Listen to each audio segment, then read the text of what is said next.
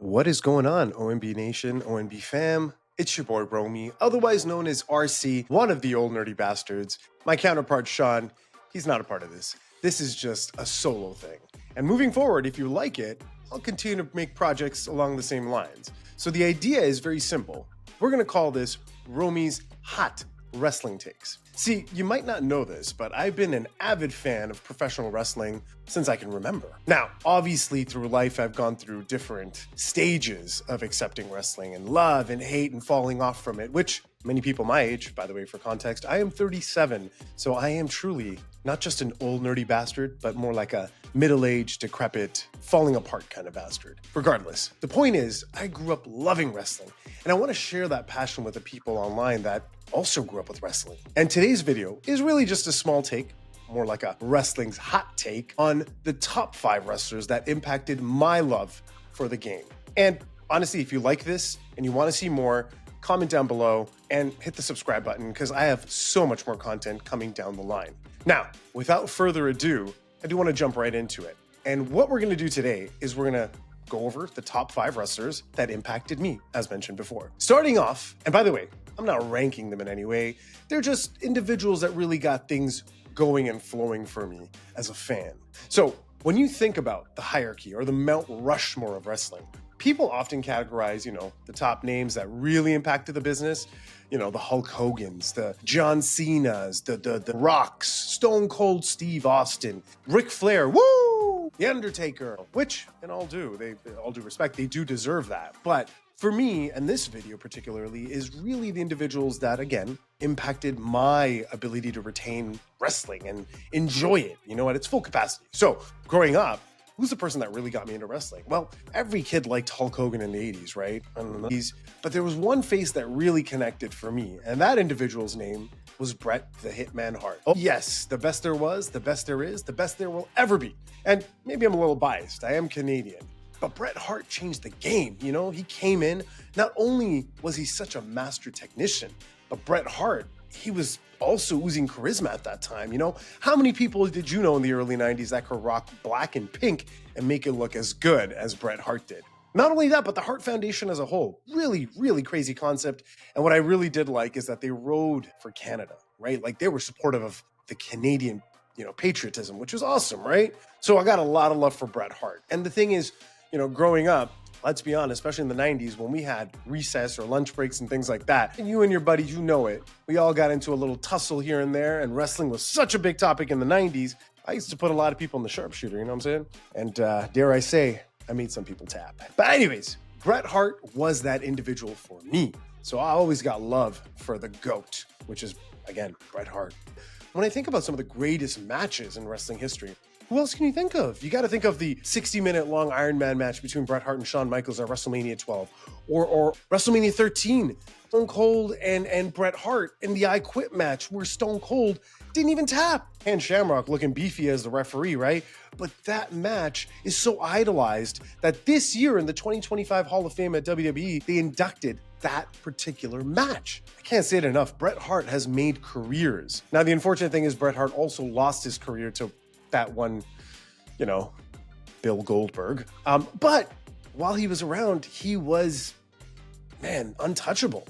And he left a legacy, a very unfortunate legacy. And a lot of people always remember this with him and Shawn, the Montreal Screwjob from 1997. But regardless of that, Bret Hart, one of the greatest, man. Moving along, the second person to really impact me, and I would have to say, again, I'm not ranking, this dude is my favorite wrestler of all time. And it's more than just wrestling, right? It's the connection to this individual. And that individual is none other than Dwayne "The Rock" Johnson. Or really, to me, The Rock. Maybe some people know him as Flex Cavana, some dark times. But The Rock, man, where do I start? Look, I'm a kid of Indian descent. And I did grow up in Toronto, but for a few years of my life, I went to India and I lived there. And pro wrestling became the cornerstone of everything I was involved in and just passionate about. And seeing The Rock, I'm like 7, 8. I don't even know what Samoan people are, who they are. But when I look at him on screen, I see somebody with similar skin tone to me. And I'm like, dude, this is awesome. Not only that, though, I think The Rock is the first person that made me fall in love with the concept of a heel. Like his catchphrases, his comedy. he was just so good at being a bad guy. And I watched his growth, right? From Rocky Maivia to Rock for Nation of Domination to The Rock. I saw the People's Champ iteration. We saw Hollywood Rock, which is by far my favorite.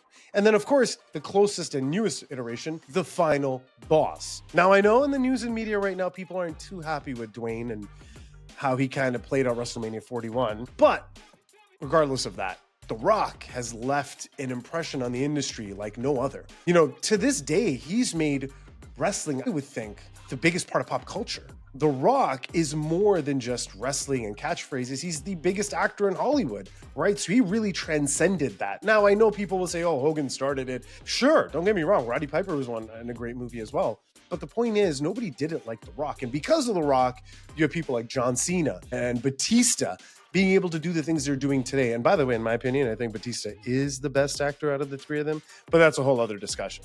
But The Rock, man, when you think about the classic feuds, the classic matches, it's just incredible, right? And The Rock not only was great at putting on matches or clinics, he's not the most technically savvy wrestler, but let me tell you something, The Rock is a very, very entertaining individual in the ring. He also put over the younger talent, you know? Without him, you wouldn't have the rise of Brock Lesnar. Yes, Brock Lesnar had a meteoric, I can't even say the word. Brock had a great rise, but the point is, it was until The Rock put the stamp for him on, at SummerSlam 2002, that's when we really saw the Beast become the new thing, right? Not only that, The Rock has had some incredible matches with our next person on the list, the one and only, some people might say the greatest wrestler of all time, Stone Cold Steve Austin. Need I say more? It's Austin. Now, the thing about Austin is, when you grew up in the 80s and 90s, everybody had a gimmick, right? And the gimmick could only last so long until Hogan jumped over to the other side and created the NWO. And for 83 weeks, the WWE got an ass kicking in professional wrestling. That is until the Attitude Era, which is obviously the love child of Vince McMahon, Vince Russo, even DX, right? Without Shawn Michaels going down the dark hole, we wouldn't have the Attitude Era. That being said, Stone Cold really ran the Attitude Era. And of course, that wouldn't have happened had he not had the counterpart of Vince McMahon as his ultimate foe. Not only that, as I mentioned, my favorite, Rocky, man, the greatest rivalry in wrestling, professional wrestling, many people would say, is The Rock versus Stone Cold. And we got three of the most banging matches, WrestleMania X7 being the best, and we all know that, out of those guys. But Austin, he's just the GOAT. The Austin 316 shirt, no matter where you go, it's embedded in people's heads. Kids to this day, kids that didn't even grow up in the Attitude Era, you hear glass shatter, they think of the dun-dun-dun-dun-dun-dun. Let's be honest, Stone Cold is untouchable to this day, right? No matter what, you gotta have respect for the rattlesnake. And I gotta say, like I mentioned in the beginning, you wouldn't have the rise of Stone Cold without Bret Hart at WrestleMania 13 in that I Quit match. And we got banger after banger with Austin, right? Like I said, Attitude Era, he is the GOAT of the Attitude Era.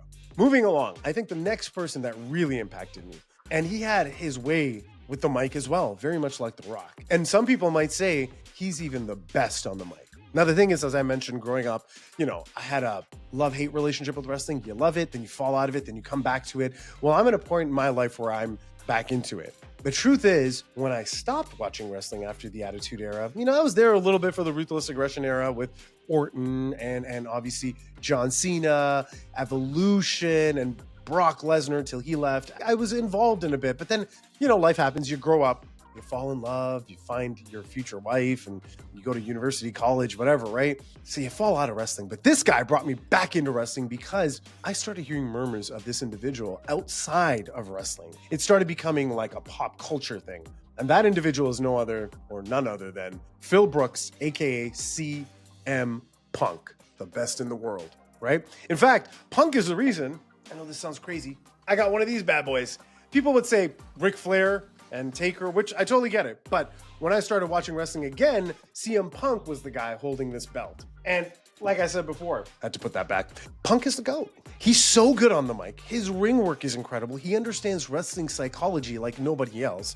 And not only that, the more I dove into the aura of CM Punk and what he is or who he is, he earned my respect. The man came from the indie scene, worked his ass off, had some of the greatest matches with Bryan Danielson and Eddie Guerrero in high school gymnasiums, but he cemented himself as one of the greatest. And when I came back into wrestling and got to watch the beautiful summer of Punk, assisted by one and only Paul Heyman, and that incredible rivalry with John Cena, I fell right back into love with wrestling. Man, I still remember watching the pipe bomb live. It was a feeling that you couldn't emulate any other way or nobody had done in wrestling, you know? So it's so incredible. But then again, I also got to see my favorite wrestler, The Rock, take on CM Punk, which, by the way, pissed off a lot of people, let's be honest. That 434-day reign was untouchable. Of course, some of the politicking worked out, and I get it. What's best for business was for Dwayne to become WWE champion at that time, but I got to see that. Not once, twice! And they put on some awesome matches, you know? I know at the time people complained about it, but if you go back and look at them, they were incredible. Unfortunately, you know, didn't work out with him and WWE at the time, and he had to depart the company, but he did leave us with some incredible bangers, such as the SummerSlam fight between him and Brock Lesnar, or even the WrestleMania 29, match with Undertaker, which in my opinion was the main event of WrestleMania 29. Nobody cared for twice in a lifetime. Nobody cared about that. Anyways, CM Punk was the man. And I can't tell you how happy I am today, a decade later, that he came back to the fold in the WWE and he's having a blast. And he finally got to main event WrestleMania with Roman Reigns and Seth Rollins. Incredible, man. And I cannot wait to see where CM Punk's trajectory goes for the few years he has left, right? Again, one of the greatest, and I expect him to possibly train the future or help out and become maybe the next Shawn Michaels in NXT, even though I know his GOAT is Bret the Hitman Hart. Finally, the one and only that I want to mention at the end. Now, this individual has been a staple across not only professional, not WWE, but the entire landscape of professional wrestling. And that man is The Undertaker. Now, The Undertaker often gets left off of Mount Rushmore lists and, but people have respect for him. And I remember this one quote. They had asked The Rock, who's on your Mount Rushmore? And he named off, Flair and Dusty Rhodes and Steve Austin and whoever it was. And then they asked him, what about The Undertaker? And he said he wouldn't belong on that list because The Undertaker belongs in his own spot, in his own list. He is above the Mount Rushmore. This man carried WWE for 30 years. And the incredible thing about The Undertaker is, when I grew up as a child, I was petrified of The Undertaker. Every kid was, even adults were. We didn't know wrestling was a work or not. But then you grow up a little bit and The Undertaker starts to form a different character. And then we got the American Badass, which I don't know, a lot of people hated it when it was around. I thought it was dope. Character change was needed. And then he came back at WrestleMania 20 to face Kane as MMA Undertaker, but also old school Taker. Even more love.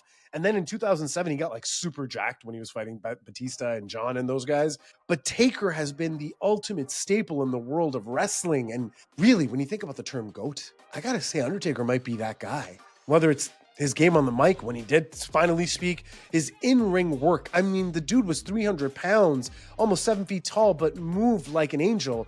I mean, think about it. He had the greatest WrestleMania match of all time against Mr. WrestleMania, Shawn Michaels at WrestleMania 25. And if you don't think so, you're crazy. Hands down, it's the greatest match of all time. It's the aura, it's the in-ring work, it's the whole thing. All of it is phenomenal. So I have to say, nobody touches that spot except for The Undertaker. So for me, it's very simple. It's Bret the Hitman Hart, it's The Rock, it's Stone Cold Steve Austin, it's Chick Magnet Punk, and then finally, the Phenom, The Undertaker. I had to do this. I just had to do that. You know what I mean? We'll talk about John Cena's heel run in another video, if you want me to. I have a lot of thoughts on that as well. But the point is, this video was simply to highlight my passion for the business, and I wanted to introduce myself from a wrestling capacity. Now, under the ONB banner, we're going to do a bunch of other stuff, especially under the new company, Official Nerd Broadcasting. Tune in to find out more. But if you like Romy's wrestling hot takes, let me know in the comments below, so I'll continue to produce more videos like this. And if you don't agree with my list, which you shouldn't, unless you're a really handsome person and you agree with my list, I understand. But if you don't, name off at the bottom who you think should fit the top 5 or who you grew up watching and why you think they fit your favorite top 5 wrestlers of all time. This is your boy Romy signing off from the ONB. I'll catch you on the next Wrestling's Hot Takes. Peace.